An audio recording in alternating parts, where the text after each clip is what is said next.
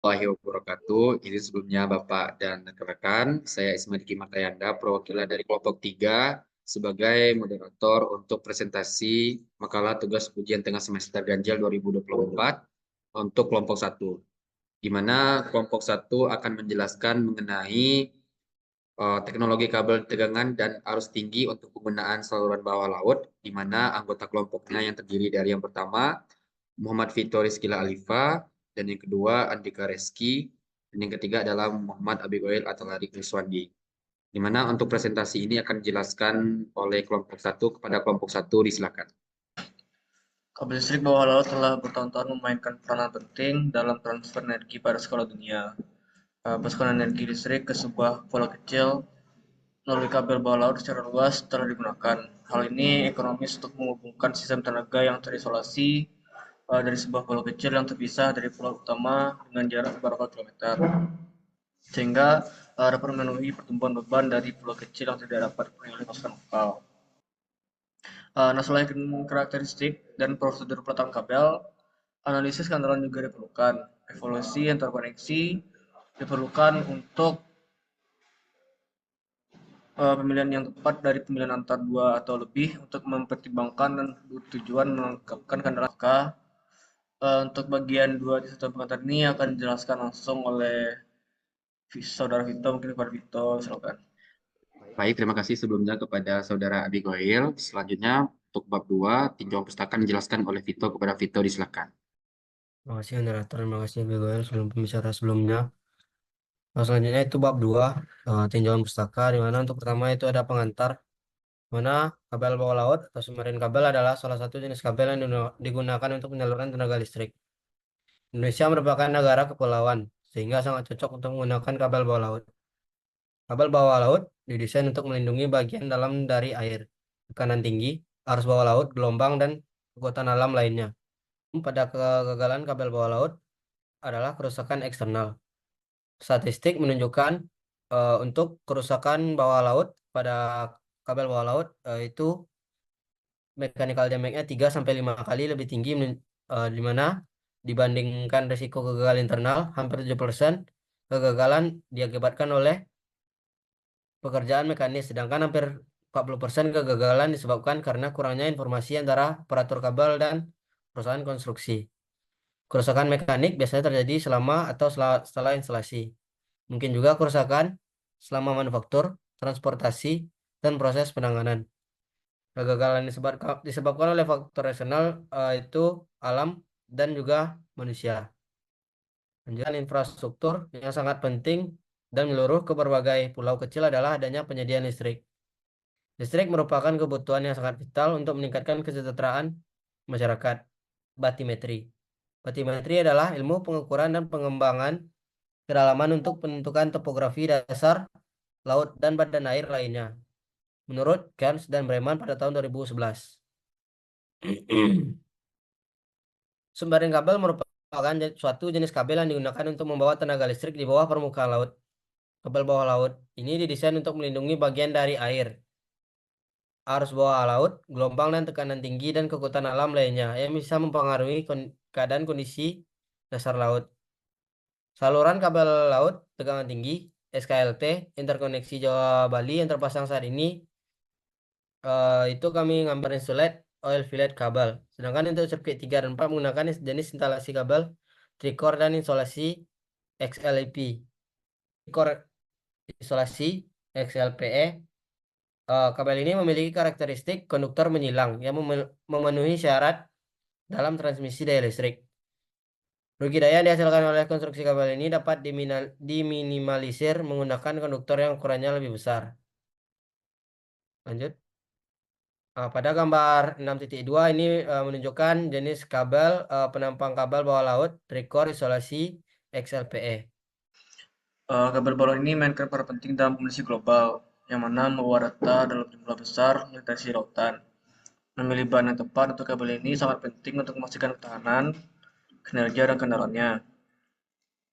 Beberapa lainnya yang melaporkan terkait dengan aktivitas buatan Malaysia, memang di satu sisi kabel listrik di bawah laut tunduk pada tekanan mekanis yang kuat selama operasi peletakan. dan kondisi layanan kritis dalam suasana kerjanya. Korupsi ini salah satu tantangan utama dalam desain kabel di bawah laut adalah korupsi. Yang kedua itu ada kekuatan mekanik. Kabel bawah laut harus tahan terhadap tekanan besar dan tekanan mekanis akibat arus laut, pasang surut, dan berat air.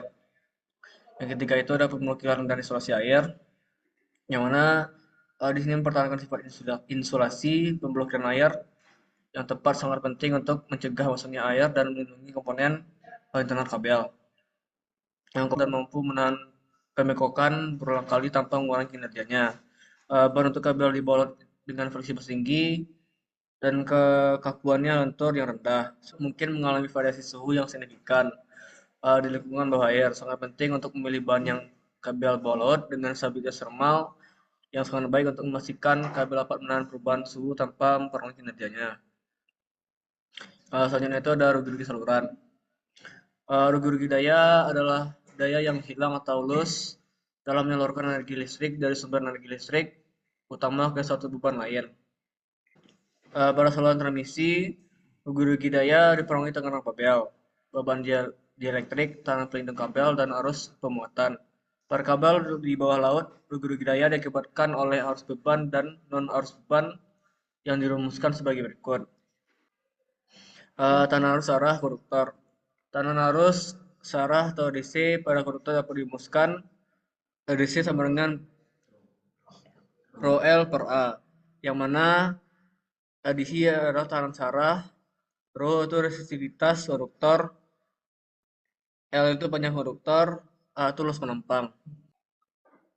Selanjutnya itu ada efek kulit atau skin effect. Efek kulit adalah kecenderungan elektron untuk tidak mengalir pada bagian tengah penumpang pelintang dari batang konduktor. Jadi elektron akan cenderung lewat bagian tepi-tepinya dekat permukaan konduktor.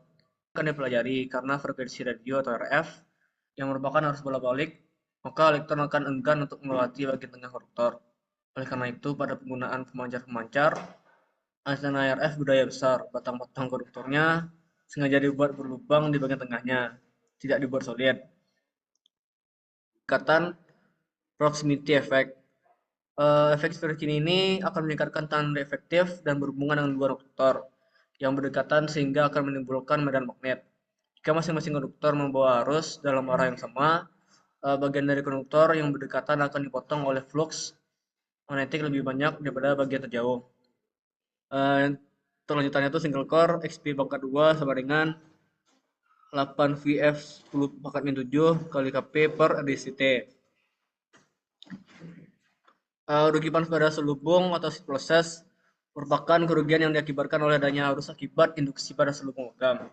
Persamaan dasar untuk menghitung kerugian akibat sitisan ini sedang dikembangkan oleh sejumlah penulis. Dalam beberapa kasus, efek dari eddy currents dimasukkan dalam persamaan yang sedang dikembangkan. Penulis lain juga menyimpulkan bahwa efek dari eddy currents ini tidak signifikan dibandingkan dengan kerugian yang beredar saat ini, dan karenanya dapat diabaikan.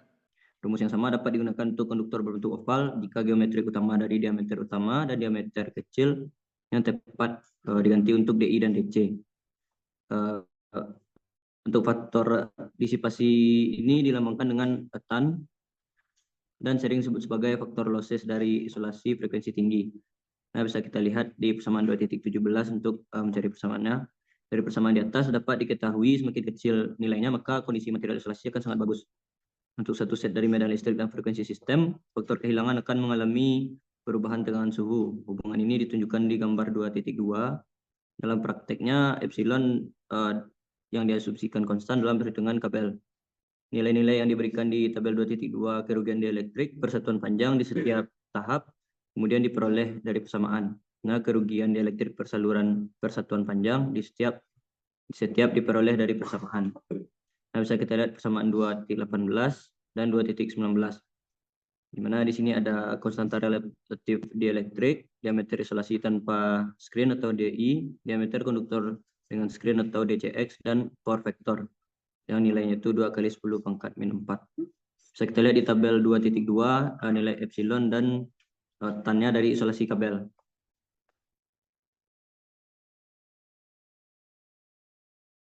Yang selanjutnya itu 2.8 kapasitas antar arus.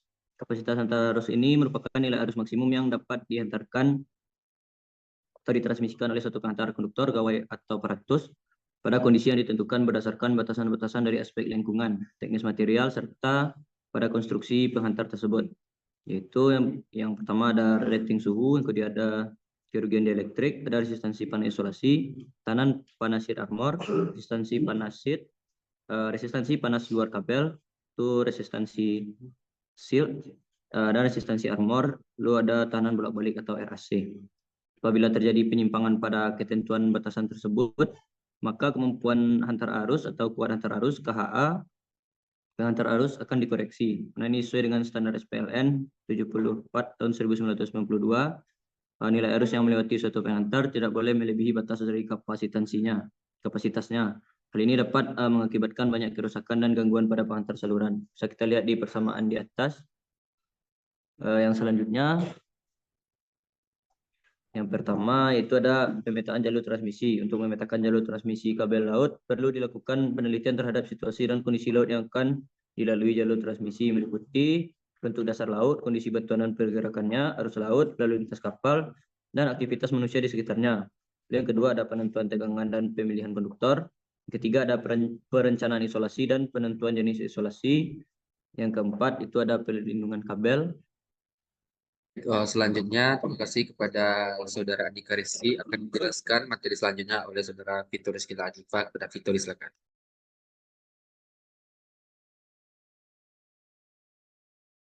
Baik, materi selanjutnya itu 2.10 proteksi mekanis kabel bawah laut. Di mana ini merupakan digunakan untuk rencana rute kabel laut sesuai dengan kondisi kedalaman laut. Jenis Siber atau Peraturan Menteri Perhubungan Nomor PM 68 tahun 2011 tentang alur pelayaran di laut dibagi beberapa segmen seperti berikut.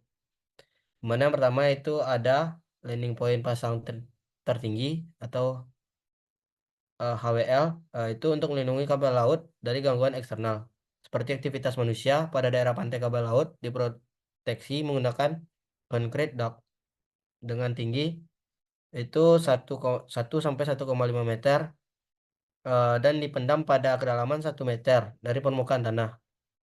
Kedua itu ada pasang tertinggi sampai surut terendah HWL hingga LLWL. Di semen ini kabel laut diproteksi dengan dipendam sedalam 4 meter di bawah seabed dengan metode flowing. Yang ketiga itu surut terendah LLWL dengan kedalaman laut itu 20 meter. Yang keempat itu ada kedalaman laut 20 meter hingga kedalaman laut 40 meter. Yang kelima itu ada kedalaman laut 40 meter hingga kedalaman laut 80 meter. Enam itu ada kedalaman laut 80 meter hingga kedalaman laut. Tahun 1991 menggabungkan 3 kegagalan ke 1 distribusi. Penyesuaian tertentu digunakan untuk membuat model asli sesuai dengan aplikasi yang berkaitan dengan kabel listrik jaringan bawah laut. Nah, parameter yang telah dipertimbangkan dalam konteks yang diproyeksikan terdiri dari yang pertama itu kedalaman jalur kabel atau kedalaman para titik kegalan dari kabel. Yang kedua, panjang jalur kabel atau jarak minimum titik kegalan dari pantai. Yang ketiga itu karakteristik dasar dari rute kabel daerah tersebut atau kegagalan. Yang keempat, tingkat proteksi kabel sepanjang jalur kabel. Di daerah kegagalan pilihan, faktor ini dibenarkan dari dampak yang signifikan terhadap kegagalan. Selama prosedur kondisi lingkungan yang dapat diterima diasumsikan untuk misalnya dalam kasus cuaca buruk operasi peletakan akan terjadi berhenti sampai cuaca membaik. Baik, mungkin karena dari Saudara Vito saya sudah kembali ke dalam Zoom, mungkin saya kembalikan lagi ke Saudara Vito. Di mana metimetri berasal dari bahasa Yunani yaitu bati atau kedalaman, dan metri ialah ilmu tentang pengukuran. Sehingga batimetri dapat didefinisikan sebagai ilmu tentang pengukuran dan pemetaan dasar perairan. Di mana survei batimetri merupakan suatu proses pengukuran kedalaman yang ditujukan untuk memperoleh gambaran atau model bentuk dari permukaan atau topografi dasar perairan. Kegiatan survei batimetri tersebut meliputi proses pengukuran, pengolahan, dan penggambaran atau visualisasi kedalaman. Visualisasi dari kedalaman tersebut digambarkan dalam bentuk garis-garis kontur kedalaman laut. Titik-titik kedalaman yang diukur dan berada pada lajur-lajur pengukuran kedalaman disebut sebagai lajur perum. Selain kedalaman, diperlukan juga informasi dari posisi kedalaman tersebut. Jelaskan oleh Saudara Andika Rizky dari bab 3 kepada Saudara Andika Rizky, silakan.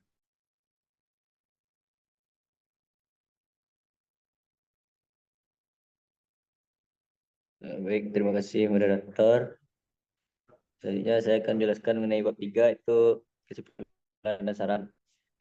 Untuk kesimpulan, penelitian mengenai kabel bawah laut merupakan bidang yang sangat relevan, mengikat pentingnya infrastruktur di dalam menghubungkan pulau-pulau dan negara-negara. Berdasarkan analisis yang telah dilakukan, dapat disimpulkan bahwa terdapat sejumlah tantangan signifikan dalam pengembangan dan pemeliharaan kabel bawah laut, seperti risiko kerusakan akibat faktor eksternal, pemilihan material yang tepat, perhitungan rugi-rugi daya yang akurat, serta perancangan jaringan yang optimal. Untuk mengatasi tantangan tersebut, diperlukan penelitian lebih lanjut dalam berbagai aspek, mulai dari pengembangan material baru, peningkatan mode analisis data, hingga perancangan sistem proteksi yang lebih efektif. Dengan demikian, diharapkan dapat diperoleh solusi yang komprehensif untuk meningkatkan keandalan dan efisiensi sistem transmisi bawah laut. Kepada kelompok 2, dipersilakan untuk menanyakan terkait materi yang disampaikan oleh kelompok 1 kepada kelompok 2, disilakan. Assalamualaikum warahmatullahi wabarakatuh. Saya Eka Aksara izin bertanya kepada kelompok 2, kelompok 1. Pertanyaan saya adalah, apa saja dampak lingkungan jangka panjang dari pemasangan dan pengoperasian kabel tegangan tinggi bawah laut, terutama terhadap ekosistem laut? Kemudian, bagaimana keamanan dan ketahanan kabel tegangan tinggi itu terhadap risiko kerusakan akibat aktivitas manusia dan bencana alam? Sampai moderator. Pertanyaan yang pertama, dampak lingkungan jangka panjang dari pemasangan dan pengoperasian kabel bawah laut. Dan yang kedua yaitu bagaimana keamanan dan ketahanan kabel tegangan tinggi terhadap risiko kerusakan akibat aktivitas manusia dan bencana. Kabel tegangan tinggi di bawah laut dapat mengganggu ekosistem laut dengan merusak habitat dan mempengaruhi spesies yang ada. Proses penggelaran kabel dapat merusak dasar laut, mengubah pola arus, dan mempengaruhi distribusi nutrisi. Selain itu, potensi kebocoran bahan kimia dari kabel dapat mencemari air laut dan mengganggu kesehatan ekosistem. Penelitian lebih lanjut yang diperlukan untuk mengevaluasi dampak jangka panjang dan mencari langkah-langkah mitigasi yang efektif. Mungkin itu saja yang dapat saya jawab untuk pertanyaan 1 dari Saudara Haikal. Apakah ada tanggapan? Baik, dikembalikan lagi kepada saudara penanya, Haikal. Kepada Haikal, apakah ada? Atas jawabannya, saya paham dan mengerti sekali dengan jawaban yang sudah berikan atas pertanyaan saya tadi. Terima kasih. Saya akan menaikkan lagi kepada moderator. Baik. Terima kasih moderator. Untuk jawaban yang pertanyaan kedua, bagaimana keamanan ketahanan kabel tegangan tinggi terhadap risiko kerusakan akibat aktivitas manusia dan bencana alam? Itu kabel tegangan tinggi dirancang untuk tahan terhadap berbagai risiko, termasuk kerusakan fisik. Penggunaan material yang kuat dan teknik pemasangan yang cermat dapat mengurangi kerentanan. Namun, kabel tetap menghadapi ancaman dari aktivitas manusia, seperti penangkapan ikan, serta bencana alam seperti gempa bumi. Oleh karena itu, pemantauan dan perawatan rutin sangat penting untuk memastikan integritas kabel. Selanjutnya diserahkan kembali kepada saudara penanya, Haikal. Apakah ada tanggapan dari jawaban saudara itu? Dari saya, sepertinya jawabannya sudah cukup, moderator. Saya sudah sangat puas dengan jawabannya. Baik, Saya kembali lagi kepada moderator. Terima kasih sebelumnya kepada saudara penanya. Dengan berakhirnya pertanyaan yang kedua yang dijelaskan oleh saudara Vito tadi, maka berakhirlah untuk presentasi dari kelompok 1 terkait teknologi kabel tegangan dan arus tinggi untuk penggunaan bawah laut. Saya sebagai moderator perwakilan dari kelompok 3 pamit undur diri dan terima kasih kepada rekan-rekan yang telah hadir. Saya akhiri dengan wassalamualaikum warahmatullahi wabarakatuh.